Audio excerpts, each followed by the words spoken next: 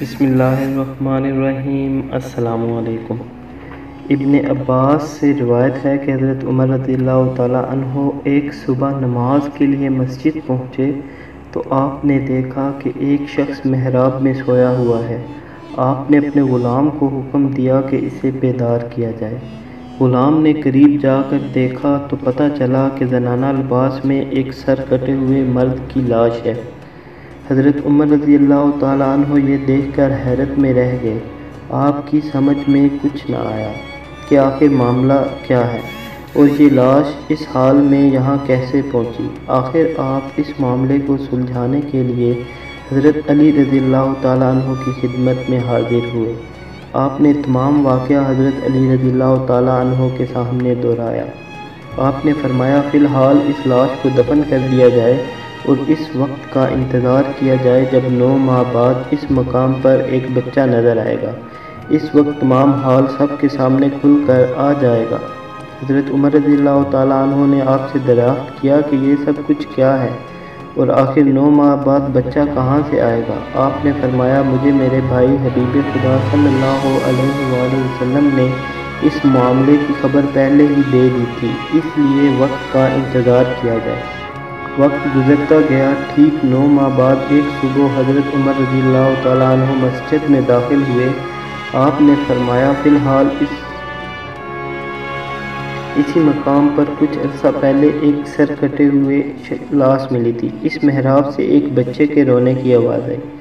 آپ قریب آئے اور اس بچے کو گود میں اٹھا کر بے اختیار فرمایا بے شک اللہ کا رسول صلی اللہ علیہ وآلہ وسلم بھی سچا ہے اور اس کے ابن عم بھی سچے ہیں۔ آپ اس بچے کو لے کر حضرت علی رضی اللہ تعالیٰ عنہ کے پاس گئے۔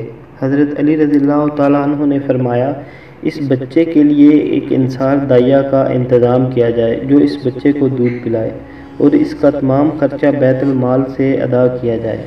آپ کے حکم کے مطابق ایسا ہی کیا گیا۔ کچھ عرصہ بعد عید رمضان آئی۔ حضرت علی رضی اللہ تعالیٰ عنہ نے فرمایا اس بچے کو اچھی پوشاک پہنا کر عید کے دن مسجد میں لے جایا جائے اور حکم دیا کہ جو حضرت علی رضی اللہ تعالیٰ عنہ بچے کو پیار کرے اور داعیہ کو حکم دیا کہ جو عورت اس بچے کو پیار کرے اور یہ کہے کہ اے مظلوم اے پسر مظلومہ بس اس عورت کو میرے پاس لایا جائے۔ داعیہ آپ کے حکم کے مطابق بچے کو اچھی پوشاک پہنا کر مسجد لے گئی۔ وہاں اس نے دیکھا کہ ایک خوبصورت لڑکی نے آ کر اس بچے کو پیار کیا اور دہرائے۔ پھر جب وہ جانے لگی تو داعیہ نے اس کا دامن پکڑ لیا اور کہا کہ میں تجھے حضرت علی امیر المؤمنین رضی اللہ تعالیٰ عنہ کے پاس لے جاؤں گی۔ لڑکی پریشان ہوئی اور کہنے لگی خدارا ایسا نہ کر، مجھے حضرت علی رضی اللہ تعالیٰ عنہ کے سامنے نہ لے جا، مجھے شرمندگی ہوگی۔ داعیہ اس کو چھوڑنے پر راضی نہ ہوئی۔ آخر اس لڑکی کو کافی پیسوں اور اچھے کپڑوں کا لالچ دیا اور کہا کہ تو حضرت علی رضی اللہ تعالیٰ عنہ کو کچھ نہ بتانا اور یہ بتانا کہ مجھے کوئی عورت ہی نہیں ملی تھی اور اگر اس طرح تو عید الاضحیٰ کے دن بھی مجھے اس بچے سے ملا دے گی تو میں تجھے اس سے زیادہ کچھ دوں گی۔ داعیہ اس لالچ میں آ گئی اور وعدہ کیا کہ حضرت علی رضی اللہ تعالیٰ عنہ کے سامنے کچھ نہ بتاؤں گی۔ داعیہ حضرت علی رضی اللہ تعالیٰ عنہ کی خدمت میں حاضر ہوئی۔ حضرت علی رضی اللہ تعالیٰ عنہ نے دریافت کیا تو داعیہ نے جواب دیا کہ مسجد میں نہ تو کسی عورت نے اس بچے سے پیار کیا اور نہ ہی کسی نے وہ الفاظ ادا کیے جو آپ نے ارشاد فرمائے تھے۔ آپ نے داعیہ کا کلام سننے کے بعد فرمایا تو سب کچھ جھوٹ کہہ رہی ہے، سچ تو یہ ہے کہ وہ جوان لڑکی آئی، تو نے اس کا دامن پکڑا، اس لڑکی نے تیرے سامنے التجا کی اور تجھے انعام کا لالچ دیا اور تو مان گئی اور تو نے وعدہ کیا کہ میں عید الاضحیٰ کے دن پھر اس بچے کو لاؤں گی جس کے عوض وہ لڑکی تجھے بہت سا انعام دے گی۔ آپ کی زبان مبارک سے سچ سننے کے بعد داعیہ گھبرا گئی، عرض کی مجھے معاف فرمائیں، اب میں کبھی جھوٹ نہ کہوں گی۔ آپ حکم دیں تو میں اس عورت کو گرفتار کر کے آپ کی خدمت میں حاضر کروں۔ آپ نے فرمایا نہیں، اب تم عید کا انتظار کرو، جب وہ تمہیں ملے تو میرے پاس لے آنا۔ بس وقت گزرتا گیا، عید الاضحیٰ کا دن آیا۔ داعیہ بچے کو اچھی پوشاک پہنا کر مسجد لے گئی۔ ابھی کچھ دیر ہی گزری تھی کہ وہ جوان لڑکی آئی اور بچے کو اپنی گود میں لے کر پیار کرنے لگی۔ داعیہ نے اس کا دامن پکڑ لیا اور کہا آج میں تجھے حضرت علی رضی اللہ تعالیٰ عنہ کے پاس ضرور لے جاؤں گی۔ لڑکی نے لاکھ کہا مگر داعیہ نہ مانی۔ داعیہ اس لڑکی کو ساتھ لے کر حضرت علی رضی اللہ تعالیٰ عنہ کی خدمت میں حاضر ہوئی۔ آپ نے اسے مخاطب ہو کر فرمایا جو کچھ گزرا ہے میں بیان کروں یا تم کرو گی؟ لڑکی نے عرض کی میں خود بیان کرتی ہوں۔ لڑکی نے بیان شروع کیا میرا باپ عمر بن سعد جو رسول خدا صلی اللہ علیہ وآلہ وسلم کی احمد تابی میں شہید ہوئے، میری ماں حضرت ابو بکر رضی اللہ تعالیٰ عنہ کے دور میں انتقال کر گئی۔ میں تنہا رہ گئی، ہمسائے کی لڑکیوں کے ساتھ مانوس ہو کر انہی کے ساتھ وقت گزارتی رہی۔ ہمسائے کے سب لوگ میرا بے حد خیال رکھتے۔ ایک دن کا ذکر ہے کہ میں ہمسائے کی چند انصار و مہاجرین لڑکیوں کے ساتھ بیٹھی تھی کہ ضعیف عمر کی عورت ایک ہاتھ میں لاٹھی اور دوسرے ہاتھ میں تسبیح تھی ہماری طرف آئی۔ سب لڑکیوں سے ملی، سب کا نام دریافت کیا، سب کی خیریت دریافت کی، آخر مجھ سے ملی، میرا نام دریافت کیا۔ میں نے بتایا کہ میرا نام جمیلہ ہے، میرے باپ عمر بن سعد تھے جو شہید ہو چکے ہیں، میری ماں بھی انتقال کر چکی ہیں۔ اس بڑھیا نے پوچھا کیا تیری شادی ہوئی ہے؟ میں نے کہا نہیں۔ یہ سن کر کہنے لگی کہ تو کیسی لڑکی ہے کہ بغیر شوہر کے زندہ ہے۔ میرے حالات سن کر رونے لگی اور مجھ سے ہمدردی جتانے لگی، مجھ سے کہنے لگی کہ اگر تو میری خدمت پسند کرے تو میں حاضر ہوں۔ میں نے بھی ہاں کر دی۔ اس بڑھیا نے کہا کہ ایک شفیق ماں کی طرح تیرا خیال رکھوں گی، تجھے کوئی غم نہ ہونے دوں گی، تیری ہر خوشی کا خیال رکھوں گی۔ میں اس بوڑھی عورت کو اپنے گھر لے آئی اور ہر طرح سے وہ میرا خیال رکھتی۔ میں بھی ایک شفیق ماں کی حیثیت سے اس کا احترام کرتی اور اس کا ہر طرح سے خیال رکھتی۔ جب روزہ افطار کا وقت آیا تو میں نے اس کے لیے مناسب کھانے کا انتظام کیا۔ بڑھیا اس کھانے کو دیکھ کر رونے لگی اور کہا اے دختر میں تو اللہ والی ہوں، میری یہ غذا مجھے نہیں، صرف نمک اور جو کی روٹی چاہیے، یہ میری خوراک ہے۔ غرض کہ اس بڑھیا نے ہر طرح سے اپنی پارسائی کا سکہ میرے دل میں اس طرح جما دیا کہ میں اسے اپنا نگہبان سمجھنے لگی۔ ایک دن کہنے لگی کہ مجھے زمانے سے بڑا ڈر لگتا ہے، تو تنہا رہتی ہے، کہیں ایسا نہ ہو کہ میں حاجت کے لیے باہر جاؤں تجھے کچھ ہو جائے، اس لیے تجھے ایک اچھے ساتھی کی ضرورت ہے جو تیرا ہر طرح سے خیال رکھے۔ اگر تو اجازت دے تو اپنی بیٹی کو لے آؤں جو تیری ہم عمر ہے، جو کہ انتہائی متقی و پرہیزگار اور نمازی ہے۔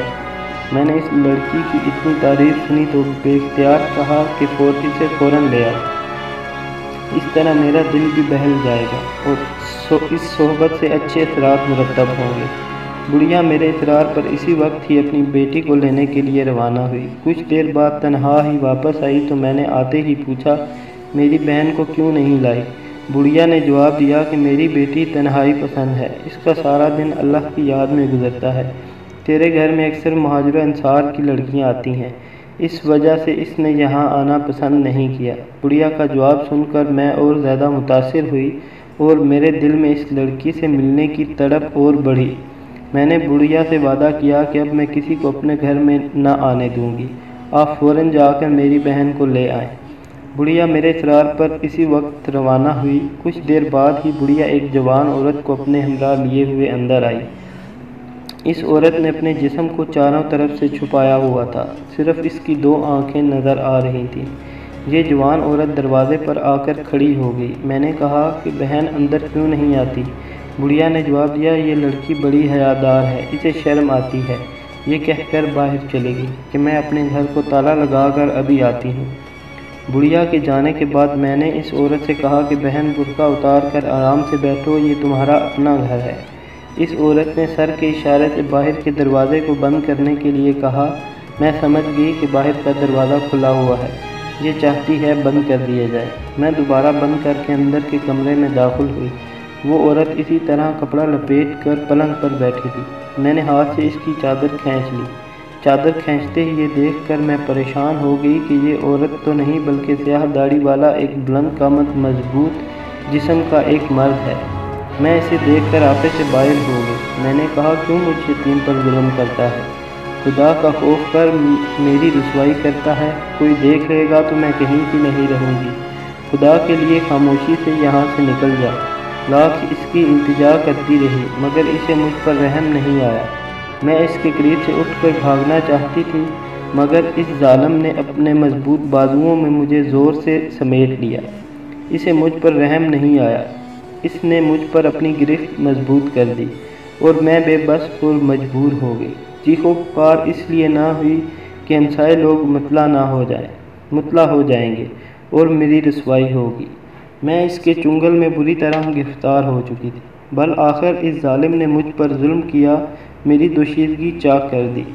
یہ سیاہ مرد اپنی مستی میں مدہوش تھا۔ میں نے قریب پڑی ہوئی چھری سے اس پر وار کیا اور پہلے ہی وار میں اس کی گردن تن سے جدا کر دی۔ جب رات ہوئی تو اس کی لاش مسجد کے محراب میں رکھ دی۔ کچھ دنوں بعد احساس ہوا کہ حمل ٹھہر گیا ہے۔ کئی مرتبہ حمل کو ساقط کرنے کا ارادہ کیا، مگر خدا کے خوف سے ایسا نہ کر سکی۔ آخر یہ بچہ پیدا ہوا، اسے بھی قتل کرنے کا سوچا، مگر خوف خدا سے یہ نہ کر سکی۔ آخر اس بچے کو بھی اس محراب میں رکھ آئی۔ تمام حالات سننے کے بعد بے اختیار حضرت عمر رضی اللہ تعالیٰ عنہ نے فرمایا، خدا کے رسول صلی اللہ علیہ وآلہ وسلم بھی سچے ہیں اور آپ کے بھائی بھی سچے ہیں۔